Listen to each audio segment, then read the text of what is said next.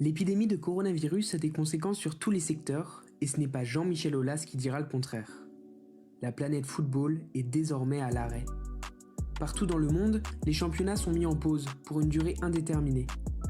Or, la suspension de la Ligue 1 n'est pas à l'avantage de l'OL.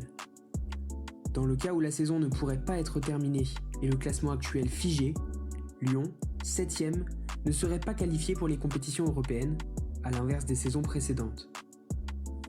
Alors le président lyonnais, mécontent, a sorti l'artillerie lourde. Au journal Le Monde, il déclare « La meilleure solution serait de dire c'est une saison blanche, le titre de champion devrait rester vacant et les places européennes être allouées au même club que cette saison. Autrement dit, on oublie le classement actuel et on reprend celui de l'année dernière, où Lyon, alors 3e, avait été qualifié pour la Ligue des Champions.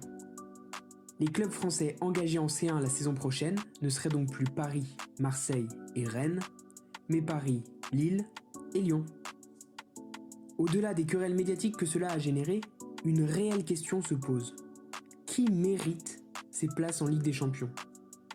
Au regard de leur rareté et de ce qu'elles apportent à un club, la position de Jean-Michel Aulas peut se comprendre. Depuis 15 ans, Lyon est un club incontournable en Ligue des Champions. 6 huitièmes de finale, 3 quarts et une demi. À titre de comparaison, Marseille a atteint une fois les huitièmes, une fois les quarts, et Rennes n'a jamais été qualifié. Alors qu'il reste 10 journées de Ligue 1, ce qui suffit à bouleverser le classement, pourquoi ces deux clubs seraient plus légitimes que l'OL pour représenter la France en Ligue des Champions ? Mais on s'aventure alors sur un terrain très glissant. Quel club mérite ces places ? Entre un cadre européen qui fait une contre-performance sur une saison et un plus petit club pour qui les planètes s'alignent, à qui doit revenir le droit de jouer la plus prestigieuse des compétitions ? Jusqu'alors, le deuxième cas était privilégié. On pense notamment à l'édition 2003-2004 avec les parcours surprenants de Monaco, du Celta Vigo, de la Real Sociedad, du Sparta Prague et bien sûr du vainqueur de l'édition, le FC Porto. Mais de plus en plus, les clubs historiques poussent en faveur d'une compétition qui favoriserait les performances sur le long terme.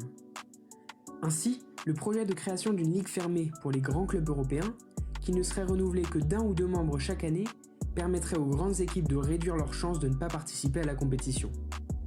Ce cas de figure, où un petit nombre de compétiteurs participent au jeu, existe dans d'autres domaines que le football. Dans de nombreux secteurs comme l'alimentation ou la technologie, les entreprises qui se partagent le marché se comptent sur les doigts de la main. Cette situation s'appelle un oligopole. Un oligopole peut être très néfaste. Les entreprises peuvent s'arranger sur les prix, sur les produits proposés et les consommateurs en pâtissent. Pourtant, d'après l'économiste William Baumol, cette situation n'est pas à craindre si le marché est dit contestable. L'idée est simple, si n'importe qui peut remplacer quand il veut une des entreprises, alors celles-ci ne profiteront pas de leur situation dominante, par peur de perdre leur place. On considère par exemple que le marché de la téléphonie française a été contesté par l'arrivée de Free, dont l'entrée a fait baisser le prix des abonnements de 40%. Cela montre qu'une des conditions d'un marché contestable est la libre entrée des concurrents potentiels.